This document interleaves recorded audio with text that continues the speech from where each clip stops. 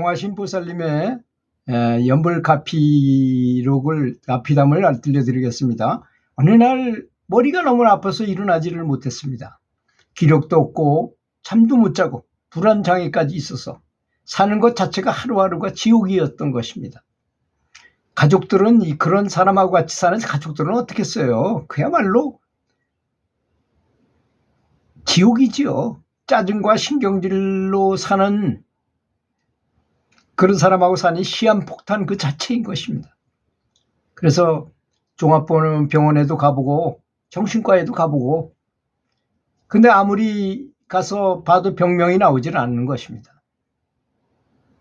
그저 의사 선생님은 갱년기와 외상후 스트레스 장애라고만 했습니다. 의사도 잘 모르는 거죠. 이런 거 업장병이라고 말하는 거잖아요. 그런 업장병의 특징은 병명이 제대로 없다는 것입니다. 약을 먹어도 잠이 오질 않고 늘 불안하고 너무너무 힘들던 차에 하루는 출근하던 길에 지나는 버스 광고가 눈에 들어왔어요. 능인 선원에서 불교대학을 개설한다는 그런 광고였습니다. 그래서 내가 이렇게 죽겠으니 불교 한번 제대로 믿어가지고 한번 신심은 있는 신자니까 한번 해보자 해가지고 호기심에 능인선원 불교대학에 들어가서 기초교리를 배우고 여러 도반들도 만나고 불교대학을 졸업하게 되었습니다. 처음 절에 들어갔을 때를 잊지 못하고 있습니다. 지금도 가슴이 벅차서 환희로움을 잊을 수가 없었습니다. 대웅전에는 삼존불이 계셨는데 갑자기 제 가슴 속에 세 분 부처님의 큰 강명이 가슴속으로 들어온 것입니다. 저도 모르게 절을 하면서 기쁨이 가득하였습니다. 여러 사람이 같이 절했는데도 저한테만 그 빛이 온다고 느껴지니까 다른 사람 생각할 겨를이 없죠. 저도 모르게 절을 하니 기쁨이 가득하고 눈물이 흐르나 싶더니 펑펑 울게 되고 대성통곡 하듯이 울게 되었습니다. 그러던 중 우리 사무실에 온 손님께서 북한산에 있는 도선사에서 매월 한 달에 한 번씩 하는 신묘장구 대다란이 철회 기도를 한번 해보라고 권하더라고요. 그러더니 그 식구들한테 얘기했더니 남편과 식구들이 심하게 반대하는 거예요. 어떻게 여자가 거기 와서 밤을 새우고 그걸 할 수 있느냐 별놈의 소리를 다 하지만 그래도 용기를 내가지고 가방을 챙겨 둘러매고 기도를 시작했습니다. 너무나 졸리고 힘이 들었지만 병이 나을 수만 있다면 무엇이든지 해야 하겠다는 생각에 기도에 집중할 수 있었습니다. 한 달, 두 달 꼬박 빠지지 않고 1년을 다녔습니다. 그러다 보니 여자가 나가서 절에 가서 그렇게 있느냐 하는 둥 남편과 말다툼을 많이 하게 되었습니다. 1년이 조금 넘었을 때 저는 큰 가피를 입었습니다. 새벽에 잠이 오지 않아서 약을 먹으려고 하는데 약이 화장대 밑으로 굴러 들어가 버렸습니다. 약이 보이지 않아서 이상하다 하는 생각으로 거실에 앉아 있는데 내 앞에 정말로 생시처럼 하얀 옷을 입은 분이 나타나셨습니다. 찰랑찰랑하는 그 흰 옷에는 노란 보석이 매달려 있었어요. 그리고 그분이 이렇게 오셔가지고 저한테 오시더니 머리에서 발끝까지 이렇게 쓸어 내려주셨어요. 이건 꿈이 아니고 현실에서 그러는 거예요. 그분이 하얀 옷을 입은 분이. 그니 지금도 생생하고 그때 그분의 알듯 모르듯한 그 얼굴에 그 옷 매무새가 보통 범상한 그런 옷이 아닌 옷을 입으신 분이 이렇게 쓸어내리니까 지금도 전혀 잊지 못하죠. 생시해서 그랬으니까. 그런 가피를 입은 다음부터 건강이 많이 좋아졌고 두통은 거의 없어지고 병이 조금씩 낫는 것을 느끼게 되었습니다. 그렇게 현실에서 부처님께서 아마 관세음보살님 것 같죠? 하얀 옷을 입으시고 노란 보석을 달고 찰랑찰랑하면서 오셔가지고 이렇게 손으로 쓸어 내리주셨으니까 그런 부처님의 위신력을 체험하게 되었고 누가 뭐래도 이게 참 연불이 대단하구나 믿음과 희망을 갖게 되었고 그리고 더 열심히 그 다음에 이제 이 보살이 깨닫는 것이 무엇이냐 가정에도 잘해야 되겠구나 가정에 또 잘하고 절에 가서 기도도 연불 기도도 참 열심히 해야 되겠다는 생각을 하게 됐어요.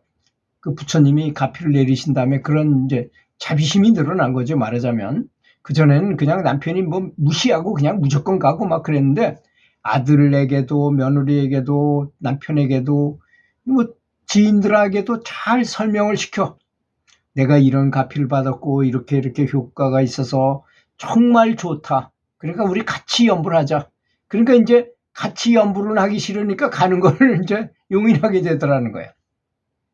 남편이. 그래서 이제 가는 거는 같이 가서 그러지 말고 우리 도선사에 가서 이렇게 밤새워가면서 한번 연불해보고 인사도 하고 사람들 만나기도 하고 상황에 한번 가서 봐라. 그러면 왜 내가 어떤 걸 하고 있는지 가서 좀 같이 봐야 될 거 아니냐. 그러니까 가기가 싫거든 자기는. 그래서 한번 같이 가보기만 하자. 이런 사살 꼬시니까 이제 연불은 하기 싫지만 그 정말로 이 사람이 연불하러 가는 거를 내가 반대했다가는 나를 강제로 데리고 가겠구나 이게 싫으니까 아들놈도 그렇고 그래가지고 이 전부 아무 소리도 안 하게 되는 가정이 아주 평화롭게 되는 것이다 이겁니다. 그리고 이제 특히 달라진 거는 지혜가 생기니까 내가 어떻게 말하면 사람들에게 가족들에게 어떤 축복을 줄 수 있고 또 지인들 도반들 만나가지고 어떻게 말하면 희한하게 그 가피를 받은 다음부터는 내가 인기가 굉장히 많은 사람이 됐어요. 신기하게 나를 좋아해 사람들이. 남편도 나를 좋아하고 가는 걸 싫어하고 가는 걸 이렇게 철회 기도하라고 가는 걸 싫어하는 눈치고 뭐 이렇게 아들들도 그렇게 느끼고 도반들도 나 옆에 와가지고 뭐 뭔가를 물어보고도 하고 친하게 지내고 뭐 음식 잘 좋은 음식이 있으면 와서 전화해가지고 우리 집에 방문해달라고도 그렇고 또 질문도 많이 하게 되고 나한테 질문도 많이 하게 되고 나를 찾아오는 손님도 많아지더라는 것입니다. 이렇게 여러 가지로 행복한 나날을 보내게 됐어요. 그리고 특히 이제 연불을 하는 시간이 그렇게 행복해진 거예요. 그전에는 연불을 하는 게 행복해서 한 게 아니고 강제로 했다면 지금은 달라진 것이 뭐냐. 연불을 하는 순간에 눈물이 막 나면서 너무나 감동이 오는 거야. 너무나 기분이 좋고 행복해서 아주 기분 좋치고 행복한 마음으로 연불을 하게 됐다는 점이 다른 것입니다. 그렇잖아요. 탁구를 좋아하는 사람은 탁구 처음에 칠 때는 아주 못 쳐가지고 매일 뭐 좋지 않은 소리만 듣고 뭐 따돌림 비슷한 것도 당하고 했는데 내가 잘 치게 되니까 다른 사람들이 나하고 치고 싶어하고 내가 오면 좋아하고 같이 게임하면 나도 재미있고 너무너무 재미있고 이런 거하고 비슷한 거죠. 운전 처음 배울 때 이렇게 행복하지 못했잖아요. 그렇지만 운전을 잘하게 되면 손가락 하나 가지고도 이렇게 운전대를 돌리면서 운전을 아주 자유롭게 할 수 있잖아요. 행복하잖아요. 또 운전을 잘하니까. 그런 거하고 비슷하다라는 것입니다. 이 뭐든지 열심히 해가지고 계속적으로 하다 보면 그런 행복의 순간이 오는 거지. 처음서부터 연불하자마자 바로 그냥 감동의 눈물이 오고 막 그러나요? 그렇지 못한 것입니다. 어떤지 간에 무슨 일이든 간에 그 어떤 극점을 지나야만 그 다음부터 그런 행복도 생기고 아주 기분도 좋아지고 그런 것입니다. 근데 그걸 못 참으면 그냥 평범한 연불자가 돼가지고 그저 교회 다니듯이 그냥 교회 다녀서 그 순간은 뭔가 좀 예수님의 좀 기도 응답을 받은 듯한 느낌만 가지고 그냥 좋은 기분만 가지고 있는 거죠. 그죠? 엔돌핀만 나오는 정도로 사는 거예요. 그렇게 하면. 그렇게 해서야 되겠습니까? 양보라는 사람들은 진정한 부처님의 가피를 받아서 이분처럼 몸이 안 좋고 괴로우니까 열심히 했더니